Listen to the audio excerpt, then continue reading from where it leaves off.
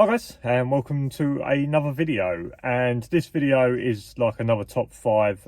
My last video was a top 5 of common mistakes new handlers make, but this video is going to be a top 5, or my top 5 unwritten rules. Now, as they're unwritten rules, these are things that you're not required to do, but I think between handler and handler, etc., I think it's a nice thing to have these unwritten rules. And like I say, these are my personal ones. Not everyone is going to have the same unwritten rules that they sort of abide by themselves, but I think these are top 5 things that even if I pass this on to someone else and they can make their own unwritten rules, if some of these were in it, I think it would be much better relationship between handler and handler.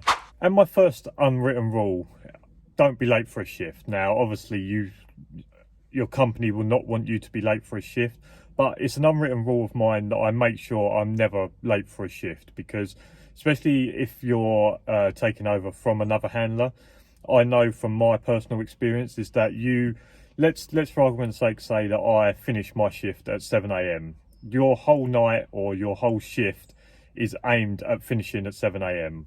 Especially when it gets down to maybe 3-4 o'clock, you're counting down, right, I've got 3 hours, I've got 2 hours.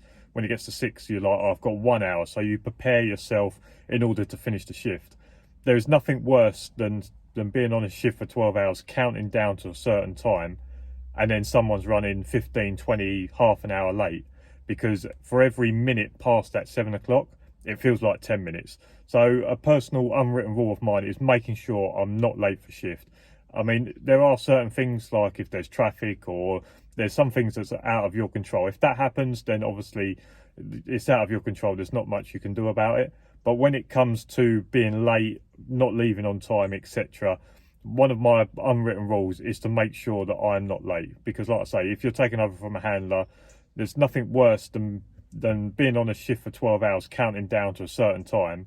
And then when it comes to that time, you're then just sitting there waiting, wondering whether someone is actually going to turn up. So one of my unwritten rules is to make sure I'm not late, leaving 10-15 minutes earlier than I need to. It's no skin off your nose. It doesn't make a lot of difference. And yeah, my first unwritten rule is never to be late for a shift. My second unwritten rule, and it is very dependent on the site, etc., and things like that, but my second unwritten rule is not to leave until the handler that's taken over from me has locked the gate. I will park my vehicle in a position where to use as a block, because I think most people and most thieves will probably know is that the site is at its weakest when the gate is open. So it is your job, or it is my job as a handler that has been freed, to make sure that whilst the site is at its weakest, is that I use my vehicle and I make sure that that site is fully locked up before I leave. Now, obviously, if there was workers taking over from me and the site is open for the day, that's a completely different story. But if I'm working, let's say, a weekend when it's 24s and the handler that's taken over from me has turned up, we'll do our general chit chat. I normally turn up like 15 minutes early to have a bit of a chat.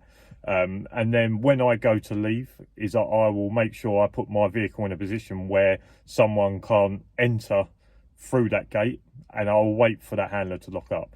Again, like I say, I think everybody would know that the site is at its weakest when the gate is open.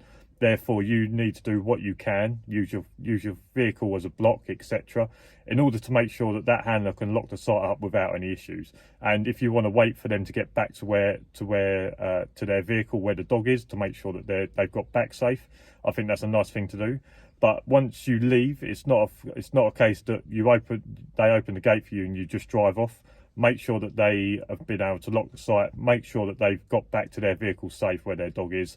And yeah, I think that's just a nice thing to do. It's an unwritten rule for me personally. It's something that when I first started, the handlers were doing, and I've just kind of continued that on.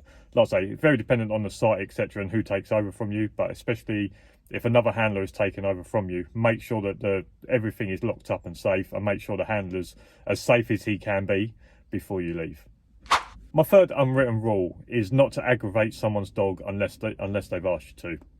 And that can be walking behind someone's van where you know the dog's going to be able to see you and going to be able to react, walking around the front of someone's motor. I mean, even if someone walks around the front of my van, the dog is still going to react, but you've done what you can not to aggravate the dog.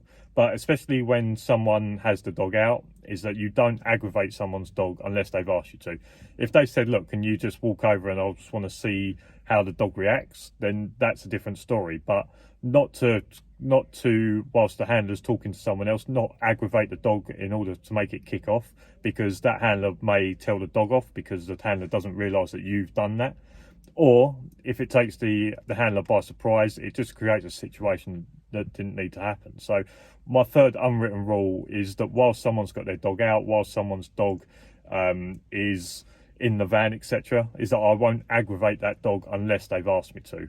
And like I say, it's just something that doesn't need to happen. If they ask you to, then perfectly fine, but it's something that doesn't need to happen. And I don't think it's really happened to me, but I know that would really annoy me if I had my dog out at training and I was concentrating on something else and someone from 5, 10, 15 yards away got my dog's attention and then made him kick off. That would really annoy me if I knew someone done that. So yeah, my third unwritten rule is not to aggravate someone's dog unless you've been asked to. And my fourth unwritten rule is picking up someone else's dog poo. And I know it's annoying, I know it's not your job, but at the end of the day, it's the way in which your company is perceived, it's the way in which you are perceived. And if I was walking around and I found some other handler's dog poo, I would pick it up, because the next day a worker could find it, I could get the blame anyway. They may not even worry about who the handler was. The workers could blame me anyway. The way in which my company is perceived, it could cause an issue in which maybe we could then get thrown off site. So just because it's not your dog's dog poo, you still need to pick it up. And it's one of my unwritten rules that I do it anyway, because A, I don't want to get thrown off the site. B, I don't want to be blamed the next day, because they, like I say, they may not worry whether it's yours or the other handlers. They'll just see the first handler and say it's you. So yeah, my fourth unwritten rule is picking up someone else's dog poo. Yes, you can pull the other handler and say, look, I've found it, or you can report it to the office and say, look, I keep finding dog poo around. Whoever else is on this site is not doing it, and they could put a message out to all the handlers that are working that site and say, look, we keep finding it, or a handler keeps finding it, can we please make sure we pick it all up? Yes, you can pull people up on that, but don't just leave it, because you could be blamed, the company could be blamed and thrown off site, and then you've lost your site, etc. So yeah, I know it's annoying, but my fourth unwritten rule is picking up dog poo, whether it's mine or not. And my fifth unwritten rule is not leaving a job for a handler that I could have done myself. And these are not massive ones, but they're things like emptying the bin. When a handler takes over from you, you should never turn around and say to a handler, oh, the bin needs emptying. You should have time in order to empty a bin. You're here for long enough, you should have time to empty a bin. If it's a cooler station and the water needs to be changed, then just doing that. It's not big things, but it's them little jobs, just doing them and not leaving it for someone else to do. I think that is good between handler and handler, and I'm sure that if it was the other way round, if you've done it, then they'll do it back for you. So yeah, my fifth unwritten rule is not leaving little menial jobs for another handler to do that I could have done myself. So look, they're my 5 unwritten rules. Now, they're personal to me. You can take some of them if you want to, but they're my 5 unwritten rules. And like I say, they're not massive things, but they're just things that can keep a good relationship between you and the client, you and the other handler in that. If you empty the bins and change the water coolers, the clients will appreciate that, especially if you are using it. But obviously the other handler as well, that the other handler doesn't want to go straight up and the bin is ran full, and then they have to do it. They will know that you could have done that. Picking up poo and that, like I say, that can be the difference between you staying on site. And different little things like that, just making sure that you're not late for a shift, turning up 15 minutes early, so that if there is an issue on site, you can have a chat with the other handler and they can leave on time, not turn up bang on your start time, having to do that, and then the handler has to leave 15 minutes later. Like I say, when it comes to these shifts, a lot of handlers have that time in their head as like, right, I've got 2 hours left, I've got 3 hours left, whatever it is, and they build them up for that time. And like I say, any time you end up staying longer because someone's late, etc., it does grate you. I mean, every minute to me feels like 10 minutes. It hasn't happened to me too much. I'm not too worried about it, but there are certain people that need to leave on time for certain issues, things like that. So yeah, they're my 5 unwritten rules. If you've got any, put them down in the comments below. If you like this video, make sure to give it a thumbs up.